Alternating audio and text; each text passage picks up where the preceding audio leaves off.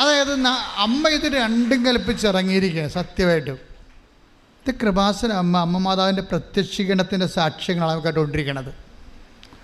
അമ്മയുടെ പ്രത്യക്ഷീകരണം സഭ ഏറ്റെടുക്കുന്നവരെ സാക്ഷ്യത്തിന് ഒരു പഞ്ഞുമില്ല, അത് എടുക്കണവരെ ഈ സമം പോകും.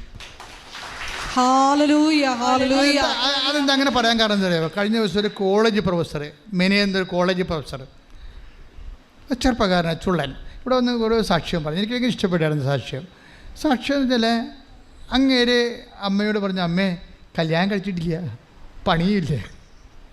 നമുക്ക് ഉള്ളതുപോലെ പറയണം. ദൈവത്തോടൊക്കെ പറയണം. അങ്ങനെയാണ് നമ്മുടെ സ്വന്തം പോലെ പറയണം. അതൊരു ദൈവസ്നേഹമാണ്, അതൊരു വിശ്വാസമാണ്. അല്ലാതെ നമ്മൾ ദൈവത്തോട് പറഞ്ഞ സാങ്കേതികമായിട്ടൊന്നും പറയാം, അമ്മേ കല്യാണം കഴിച്ചിട്ടില്ല, പെണ്ണ് കിട്ടത്തില്ല ജോലിയില്ലെങ്കിൽ.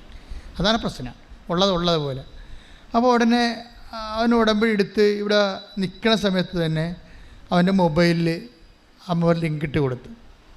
കോളേജിലേക്ക് ഇൻ്റർവ്യൂ വിളിച്ചിരിക്കുകയാണ്. ഉടനെ ഇവിടുന്ന് തന്നെ നേരെ കോളേജ് ഇൻ്റർവ്യൂവിന് പോയി. ആ കളമശ്ശേരി സെൻറ്റ് പോൾസിൽ ചെന്നപ്പോൾ അവനെടുത്ത് അവിടെ പ്രൊഫസറുടെ അടുത്ത് ബിബോക്കിൽ പ്രൊഫസറായിട്ട് എടുത്ത്.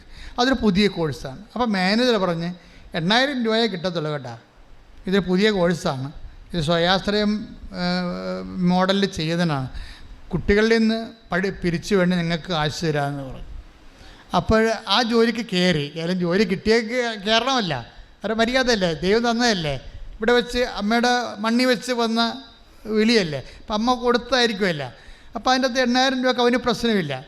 എന്നിട്ട് അമ്മയുടെ പുറത്തിറങ്ങിയ പറഞ്ഞ്, ഞാൻ അമ്മ ഒരു കൊല്ലം നിൽക്കത്തുള്ളൂ കേട്ടാ, അതാണ് ഞാൻ ഒരു കൊല്ലം, എനിക്ക് ഒരു കൊല്ലം 8,000 രൂപ അമ്മ തന്ന ജോലി ആയതുകൊണ്ട് കയറണം, എനിക്കൊരു 40 രൂപയെങ്കിലും തരണം, അല്ലെങ്കിൽ എനിക്ക് ജോലി മുന്നോട്ട് കൊണ്ടുപോകാൻ പറ്റുകയില്ല. ഒരു 2 ആഴ്ച കഴിഞ്ഞപ്പോൾ മാനേജർ വിളിച്ച് ഈ ബിബോക്കുകാരെല്ലാവരെയും വിളിച്ച് പറഞ്ഞ്, ഒരു എമൗണ്ട്, ഒരു ബൾക്ക് എമൗണ്ട് കേന്ദ്രത്തിൽ നിന്ന്, കേന്ദ്ര ഗവൺമെൻറ് നമുക്ക് തന്നിട്ടുണ്ട്, അതുകൊണ്ട് നിങ്ങളുടെ ശമ്പളം കൂട്ടുകയാണ് 43,000 രൂപയെന്ന്.